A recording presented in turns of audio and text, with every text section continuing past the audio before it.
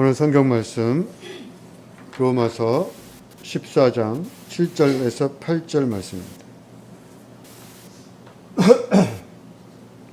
로마서 14장 7절 8절 말씀.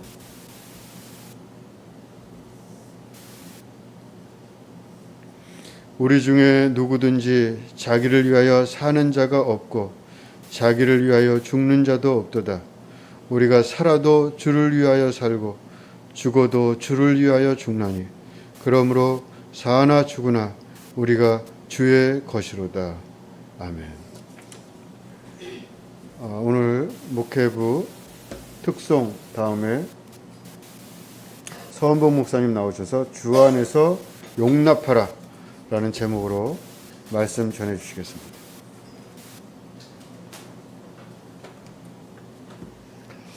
감사합니다. 지하철이나 버스를 타보면 요즘 사람들은 다들 핸드폰을 열심히 보고 있습니다. 핸드폰 보는 사람들을 이렇게 보면 나이 드신 분들은 유튜브를 많이 보시고, 그리고 젊은 사람들은 한 세 부류 정도가 있는데 웹툰을 보는 사람, 그리고 또 한 부류는 유튜브를 보는 사람, 그리고 또 한 사람은 넷플릭스 같은 OTT를 보는 사람이 있습니다. OTT라는 말은 오버 더 탑이라고 하는 거의 약자로, 예전에는 TV를 통해서 TV에서 송출되는 그런 방송들을 봤는데 요즘은 인터넷을 통해서 자기가 보고 싶은 그 프로그램만 골라서 핸드폰으로 그렇게 봅니다. 그래서 요즘 사람들은 영화도 영화관에 가서 보지 않고 넷플릭스나 그런 걸 통해서 보곤 하죠. 그러다 보니까 영화 산업도 요즘은 영화관 상영도 많이 있는데 넷플릭스 같은 OTT 서비스를 통해서 아예 처음부터 그렇게 하는 것들도 굉장히 많이 있습니다. 제가 지금 이제 이 이야기를 말씀드리려고 앞에 주저리주저리 말이 많았습니다. 아까 말씀드린 대로 요즘 영화 산업들이 영화관 상영을 하지 않고 넷플릭스나 이런 OTT로 바로 개봉하는 경우가 많다고 말씀드렸는데, 넷플릭스에서 공개한 크로스라고 하는 영화가 있습니다. 혹시 아십니까? 들어보신 적 있으신지 모르겠어요. 배우 황정민 씨랑 염정아 씨가 주연을 한 영화인데요. 이 영화를 만든 영화 감독이 이명훈 감독이라고 하는 감독인데, 이 감독이 영화 인터뷰에서 이렇게 영화를 소개했습니다. 로또처럼 안 맞는 부부가 결국 하나가 되는 이야기다. 크로스라고 한 영화가요. 영화를 보지 않아도 대충 영화 내용이 뭐 어떤 내용이다가 짐작이 되지 않으십니까? 아마도 이 부부는 서로 안 맞아도 지지리도 안 맞는 그런 부부인데, 무언가 어떤 공동의 목표를 가지고 목표를 서로 맞게 되고, 그래서 서로 티키타카 하면서 서로가 이제 하나의 목표를 가지고 마음을 합하는 그런 이야기일 것이다 라는 생각이 듭니다. 여러분의 부부는 어떠십니까? 혹시 우리도 로또처럼 뭔가 진짜 안 맞아 이런 생각이 드시지 않으십니까? 세상의 모든 부부가 그렇듯 저희 부부도 참 로또처럼 안 맞는 부부였다라는 생각을 참 많이 했었습니다. 도대체 왜? 저 사람은 도대체 왜? 이런 생각이 드는, 부하가 막 치밀어 오르는 그런 순간, 뭐 사실 대부분 저희 아내가 저를 보면 그랬을 것 같습니다만은, 사실은 그런 순간이 지금도 순간순간 있을 때가 있습니다. 뭐 잘 아시는 이야기겠지만, 그리고 여러분 번데기 앞에서 주름 잡는 뭐 그런 이야기겠지만, 한 20년 이상 살다 보니까 이제 서로의 완충점을 서로 아는 것 같아요. 그래서 큰 갈등 없이 안 맞는 부분들을 서로 잘 맞추며 살아갔던 것 같습니다. 저는 그 완충 지점, 서로를 침범하지 않는 그 부분에 대해서 제 후배 부부들에게 이렇게 말합니다. 그거는 포기가 아니라 이해고 사랑이 더 깊어져가는 그런 과정이다. 그렇게 아마도 저희도 여러분들처럼 가정이라는 어떤 공동의 목표를 가지고 그렇게 오늘도 살아가고 있습니다. 왜 갑자기 이런 이야기를 말씀드리나 싶을 것 같은데요.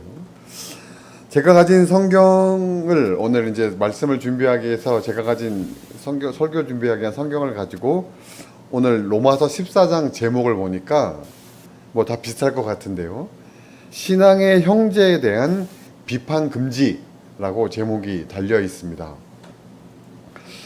이 로마서 14장은 로마 교인들에게 서로 간에 비판하지 말 것을 권면하는 말씀입니다. 여러분, 비판에 대한 말씀이라고 하면 얼른 떠오르는 성경이 있죠. 마태복음 7장. 그죠?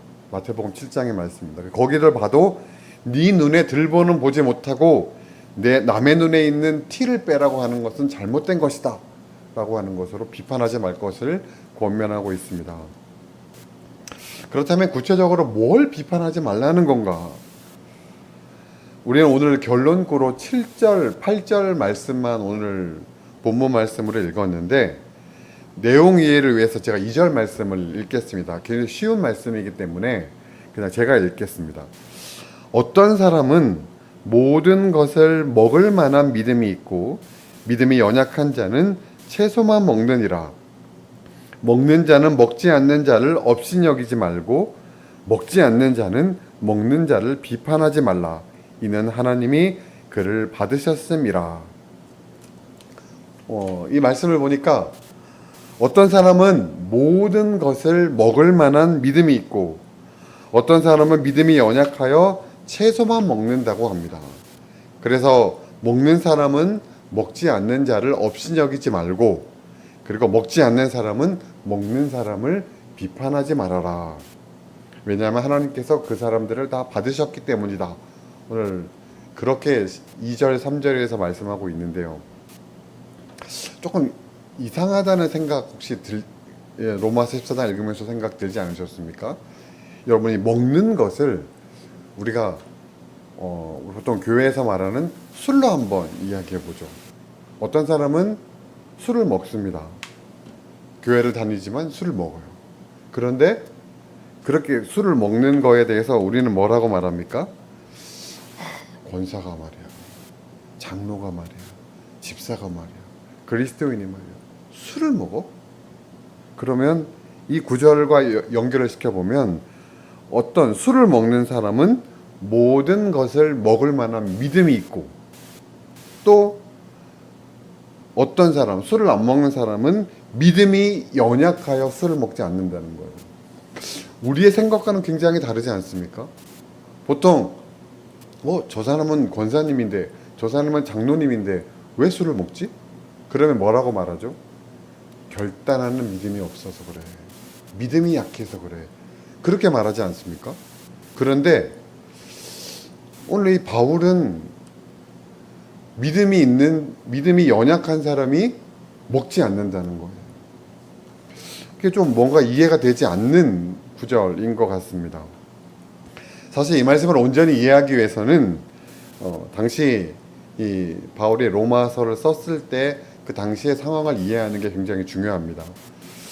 모든 교회가 그렇듯이 로마 교회도 디아스포라 유대인들에 의해서 세워진 교회입니다. 그리고 사실은 로마 교회는 바울이 세운 교회가 아닙니다.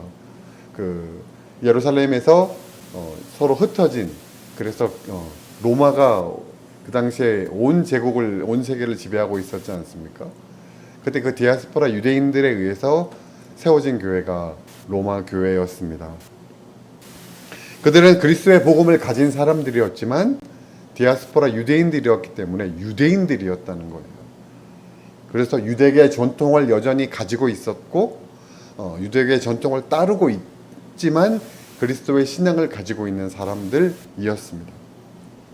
다시 말해서 복음을 믿고 복음을 전하고 있지만 여전히 유대계 전통도 따르고 있는 사람들이었습니다.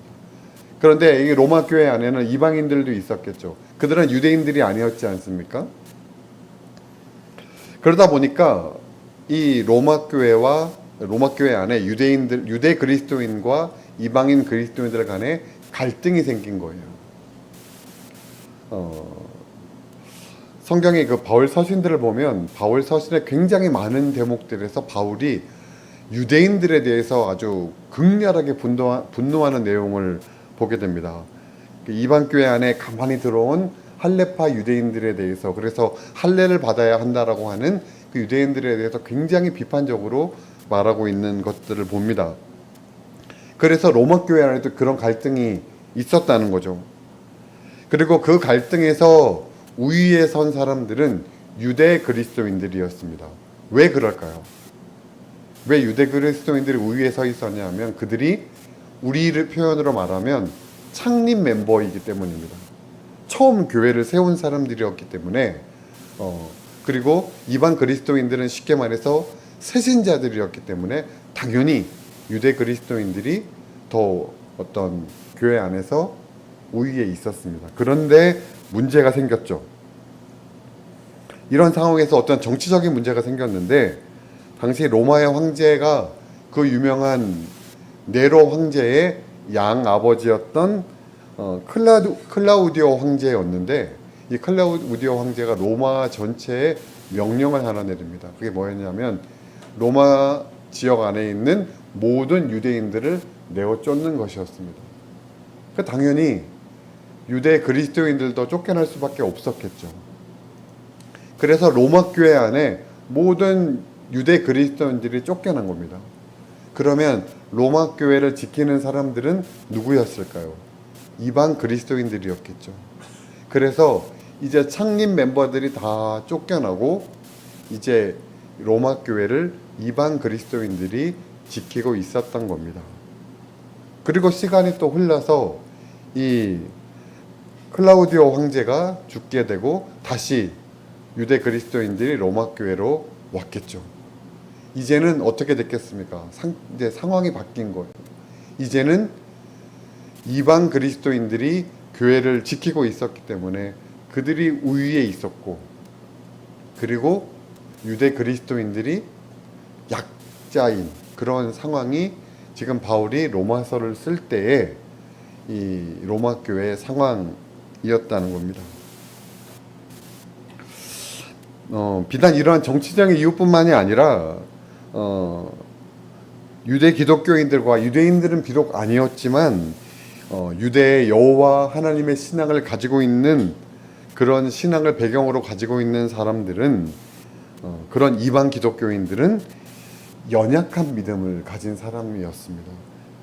음식에 대한 규례나 날에 대한 정통, 날을 지키는 것에 대해서 융통성을 가지고 있지 못했기 때문입니다.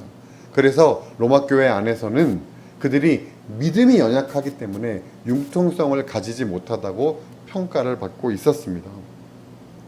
그래서 상대적으로 이제는 강함에 위치해 있었던 이방 그리스도인들이 유대 기독교인들의 신앙의 어떤 융통성이 없는 것에 대해서 신앙이 약한 사람이라고 업신여겼고, 그리고 반대로 이제는 약자의 위치에 선 유대 그리스도인들은 이방 기독교인들의 어떤 규제 없는 삶, 신앙의 어떤 기준이 없는 것처럼 보이는 그런 삶에 대해서 또 비판적인 태도를 가지고 있었고, 그래서 로마 교회가 서로 분열되어 있었다는 겁니다.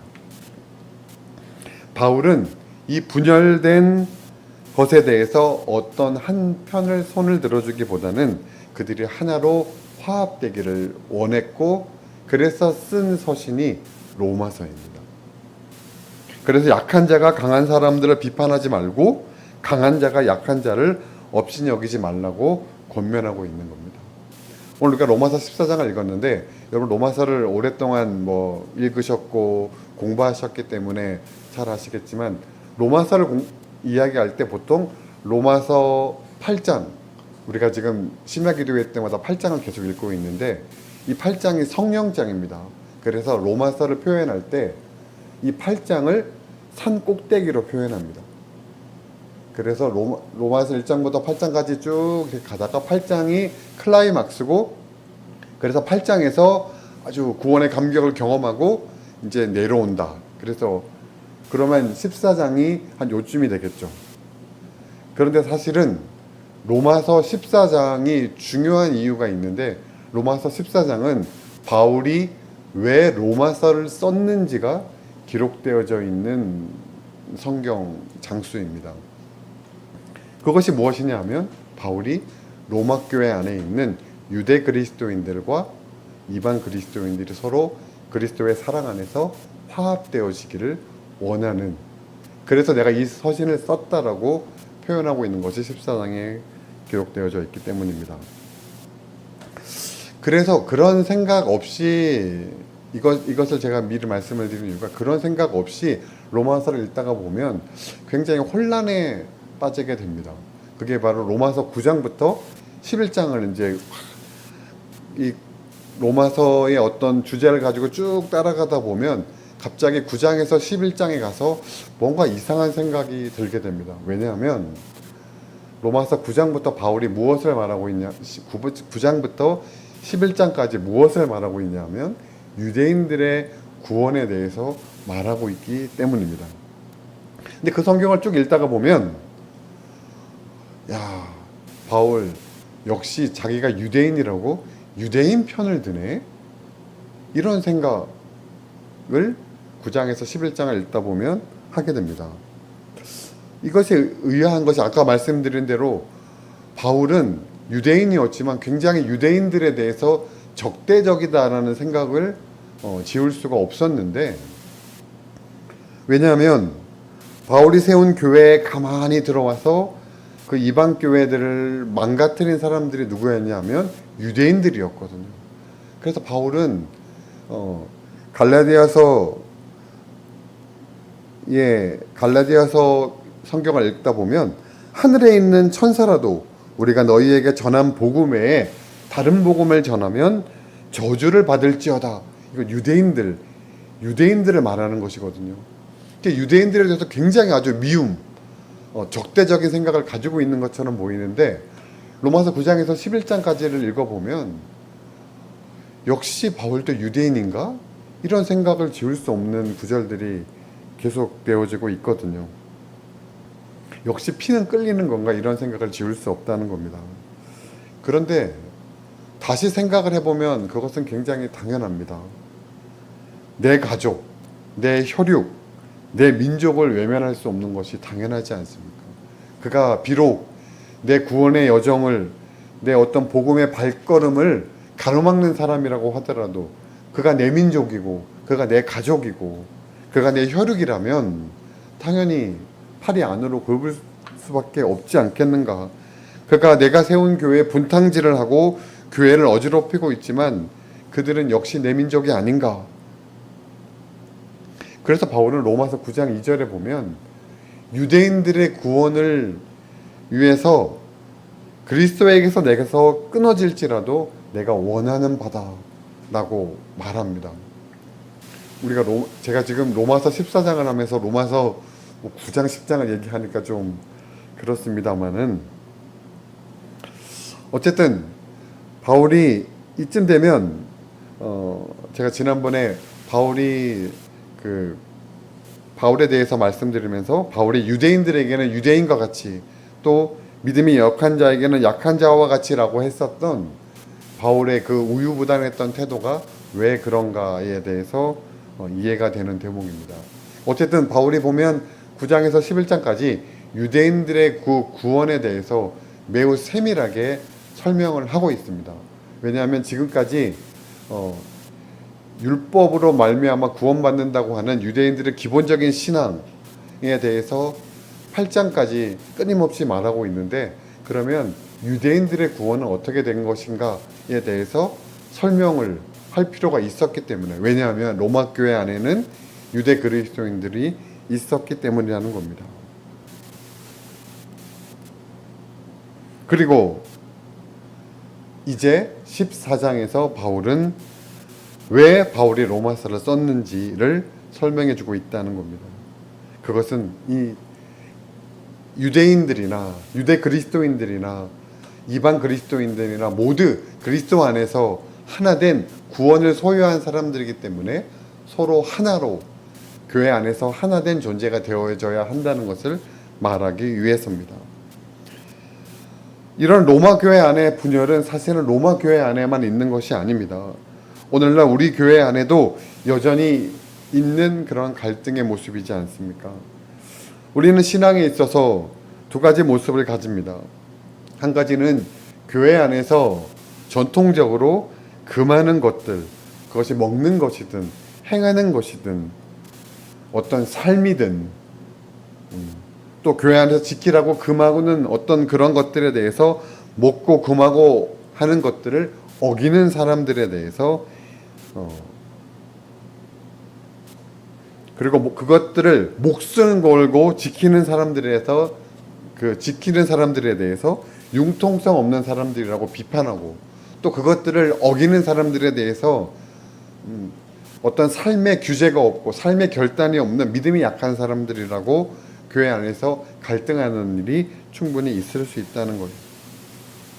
그런데 오늘 바울은 그 어떤 것도 멸시하지 말고 또 그 어떤 것도 비판하지 말라고 말씀하고 있다는 겁니다. 그리고 바울은 이 권면의 근거를 이렇게 밝히고 있습니다. 4절 말씀에 보면 남의 하인을 비판하는 너는 누구냐? 그가 서 있는 것이나 넘어지는 것이 자기 주인에게 있음에 그가 세움을 받으리니 이는 그를 세우시는 권능이 주께 있음이라. 쉽게 바울의 이 표현을 말하면 이런 말입니다. 그가 너의 하인이냐? 그가 너의 종이냐? 그는 주의 종이다. 그는 그리스도의 종이다. 그 사람의 주인이 알아서 그 사람을 세울 것인데 왜 네가 알아서 멸시하며 왜 네가 알아서 그를 비판하느냐? 그의 주인께서 알아서 할 일이 아니냐? 바울은 이어서 한 마디 더 하는데 5절에 어떤 사람은 이 날을 저날보다 더 낮게 여기고 어떤 사람은 모든 날을 같게 여기나니 각각 자기 마음으로 확정할지니라. 여러분 오해하지 마십시오. 바울의 이 말을 우리가 믿음의 삶을 살아가면서 그리스도인이라면 저렇게 살아서는 안 되는데 라고 하는 어떤 안타까움이 그리스도 안에서 생길 수 있지 않습니까? 정말로 그 사람의 어떤 믿음 생활을 사랑해서 믿음 생활을 걱정해서 그런 생각 들 수 있지 않습니까? 그래서 정말 그 사람의 영혼을 사랑하는 마음으로 그 사람에게 믿음의 권면을 할 수 있지 않겠습니까? 그것을 의미하는 것이 아닙니다. 그 사람의 그 믿음의 권면을 할 때에 그 사람의 마음의 중심을 말하는 것이죠. 예전에 제가 길거리에서 차를 몰고 가는데 그 경찰이 있는 거예요. 음주 단속을 하고 있는 겁니다. 그래서 이제 창문을 이렇게 열었어요. 그래서 이제 불라고 했겠죠. 제가 이렇게 말했습니다. 저 목사입니다. 경찰이 뭐라 그랬게요? 네, 보세요. 이 사람이 내 말을 못 알아들었나? 저 목사라니까요. 그러니까 보세요. 저는 이 사람이 도대체 뭐 이렇게 막무가내야 이런 생각이 들었는데 그리고 또 하나의 생각이 들었습니다. 목사라고 해서 부르려고 하는 거 보니 목사도 술을 많이 먹고 다니는가 보다. 그런 생각이 언뜻 들었습니다. 사실 요즘 목사도 목사답지 않은 삶을 사는 목사가 얼마나 많습니까? 그런데 음주 단속하는 거 그거 그렇게 당연한 것 아닐까 하는 생각도 들었습니다. 그런데 오늘 본문을 보면서 이런 생각을 다시 한번 해보게 됐습니다. 지금 제가 설교를 하니까 클로지 셔츠를 입고 있는데 클러지 셔츠를 입고, 뭐 이거 말이 안 되지만 클러지 셔츠를 입고 술이 취해서 비틀비틀하는 모습을 내가 보더라도 그 사람의 신앙에 대해서, 그 사람의 목사로서의 삶에 대해서 내가 가타부타 말하지는 말아야겠다. 뭐 물론 비약이 심한 것이지만 우리가 그리스도인이라면, 우리가 정말로 참된 그리스도인이라면 우리의 신앙의 경륜이 그 정도는 되어져야 되지 않겠냐 하는 겁니다. 여러분, 용서에 대해서 기록한 마태복음 9장 아시죠? 어느 날 베드로가 예수님을 찾아와서 이렇게 묻습니다. 예수님, 내 형제가 나에게 잘못을 했으면 몇 번쯤 용서해 주면 될까요? 7번이면 될까요? 예수님이 7번씩 70번이라도 용서하라고 말씀하셨죠. 그 말씀을 하시면서 예수님께서 들려주신 비유가 1만 달란트 빚진 자에 대한 비유였습니다. 1만 달란트 탕감받은 자가 왜 100데나리온 빚진 자의 그 빚을 탕감해 주지 못합니까? 그것은 1만 달란트 탕감받은 사람이 나라는 것을 깨닫지 못했고 기억하지 못했기 때문이라는 겁니다. 예수님은 말씀하시는 겁니다. 내가 1만 달란트 탕감받은 사람인데 어찌 100데나리온의 그 용납받지 못하는 그것을 가지고 있는 그 형제를 용납하지 못하는가? 내가 용납해 주지 못할 것이, 내가 용납해 주지 못할 형제의 모습이 어디 있는가? 라고 예수님은 말씀하시고 있다는 거예요. 그 영혼도 하나님이 사랑하시는 영혼인데 말입니다. 바울의 이 권면처럼 우리는 각각 자기의 마음으로 우리의 신앙의 노선을 정할 것입니다. 그리고 그 신앙의 노선은 우리가 하나님 앞에 기도하면서 결단한 것이기 때문에 우리는 그 길을 감사함으로 걸어갈 것입니다. 하나님, 내가 이 신앙의 결단을 가지고 내가 이 길을 걸어갈 수 있음에 감사합니다. 그러나 그 신앙의 노선과 다른, 어쩌면 어떻게 저럴 수가 있어 라고 하는 그 길을 걷고 있다고 하더라도 내가 걷고 있는 내 판단과 다른 그 노선을 걷고 있다고 하더라도 비판하고 업신여기지 말라는 겁니다. 그가 자신의 신앙의 삶을 통해 하나님 앞에 감사하며 하나님 앞에 영광을 돌리고 있다면 우리가 그 영광을 감히 업신여기고 그 감사를 감히 평가절하하는 것은 안 된다는 것이죠. 그저 내 삶에 놀라운 은혜와 결단을 주신 하나님 앞에 감사하면 되는 겁니다. 그리고 그 사람의 신앙이 주의 뜻에 합당하지 않은 것이 있다면 하나님께서 그 사람의 길을 열어주실 것을 더욱더 우리가 간절히 기도해야 될까 하는 거죠. 우리 안에 이런 고백이 있을 때 우리는 이렇게 고백할 수 있습니다. 오늘 본문 8절의 고백입니다.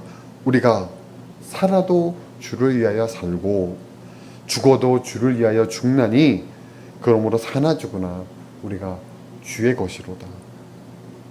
이 우리의 테두리 안에는 내 신앙의 잣대로 저평가받는 사람도 있습니다. 신앙인이라면, 그리스도인이라면 저렇게 살고 저렇게 행동하면 안 되는 게 아닌가? 라고 손가락질을 하고 싶은 마음이 내 마음에서 불일 듯이 일어나는 저 사람도 그 우리 안에 있다는 겁니다. 그러나 그들도 우리고 그 우리는 사나 죽으나 주의 것이라는 것이 우리가 고백해야 될 바울의 권면이라는 겁니다. 그런데 그렇다고 해서 우리의 인생에 아예 구별이 없어서는 안 될 것 같습니다. 여러분, 이스라엘의 구원의 역사를 가장 잘 설명하고 있는 구약의 구원의 역사의 대표적인 것이 바로 출애굽이지 않습니까? 출애굽기를 드라마틱하게 표현하고 있는 구절이 이스라엘의 홍해를 건너는 사건입니다. 앞에는 홍해가 있었고 뒤에는 애국 군대가 이스라엘을 잡으러 오고 있는 그 드라마틱한 아주 절박한 순간에 그 진퇴양난의 상황 속에 하나님께서 이스라엘 가운데 행하신 기적이 있는데, 홍해가 갈라지는 그 기적 전에 어떤 기적이 있었습니까? 하나님께서 구름 기둥으로 이스라엘과 애굽을 막으셨습니다. 그래서 애굽은 이스라엘에게 갈 수가 없었고, 이스라엘도 애굽에게 갈 수가 없었어요. 구별시켜 놨습니다. 그리고 홍해를 가르셨고 이스라엘이 홍해를 건너갔어요.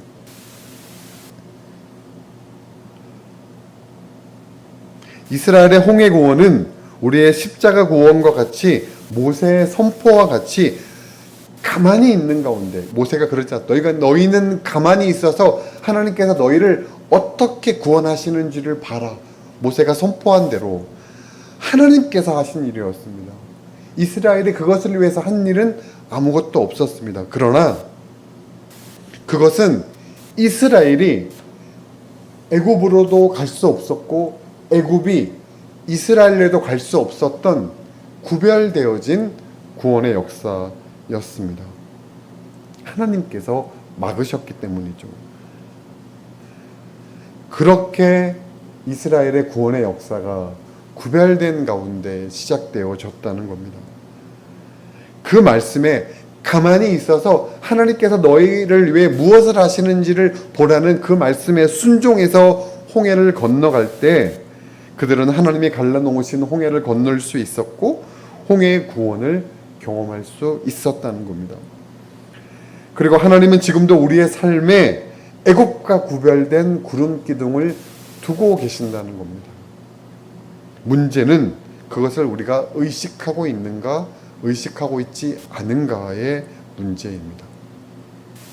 우리는 주 안에서 용서받고 사랑받은 이로써 주의 사랑으로 누구나 용납할 수 있어야 할 것입니다. 그러나 내 스스로에게는 분명한 구별됨이 있어야 할 것입니다. 우리는 하나님께서 그리스도의 십자가의 대성으로 세상에서 분명히 구별해 놓은 성도이기 때문입니다. 성도 안에 구별지음은 없으되 세상 가운데 구별됨은 있는 성도라는 것입니다. 오늘 본문 14장 12절에서 바울은 우리에 대해서 이렇게 구별합니다. 우리는 자기 일에 대해서 하나님께 직고할 수 있는 자다. 우리는 각자가 하나님 앞에서 우리의 상황 가운데 우리의 상황을 하나님 앞에 직고할 수 있는 자로서 저 사람을 하나님 앞에 동일하게 직고할 수 있는 저 사람을 용납하고, 그러나 또 하나님 앞에서는 구별된 성도로서 호남대오의 삶을 살아갈 수 있는 사람이라는 것입니다. 오늘 하나님 앞에서 그런 구별된 삶을 살아가는, 또 하나님 앞에서 서로 한 교회 안에서 또 한 그리스도 안에서 서로 용납하고 사랑하며 살아가기를 마음에 결단하는 저와 여러분의 삶이 되어줄 수 있기를 주님의 이름으로 간절히 축원합니다. 기도하겠습니다. 말씀 생각하며 잠시 묵상하며 기도하겠습니다.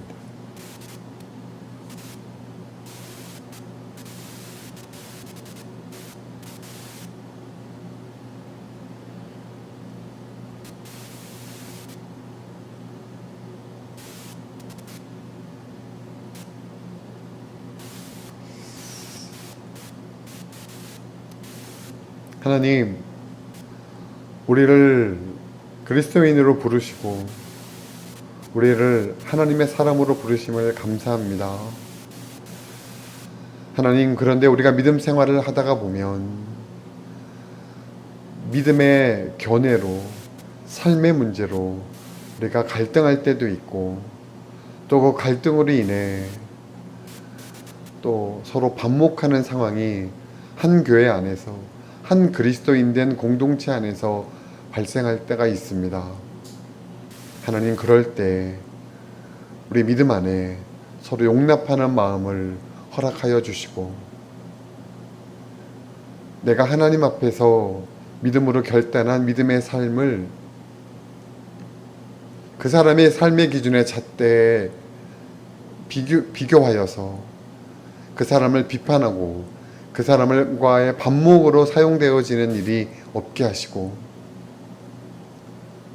그 사람을 주 안에서 서로 용납하며 그 사람을 더욱더 중보하며 그래서 더욱더 하나님이 허락하신 구원의 길을 열심히 사랑함으로 살아가는 우리 믿음의 삶이 우리 안에 있도록 주님 함께하여 주옵소서.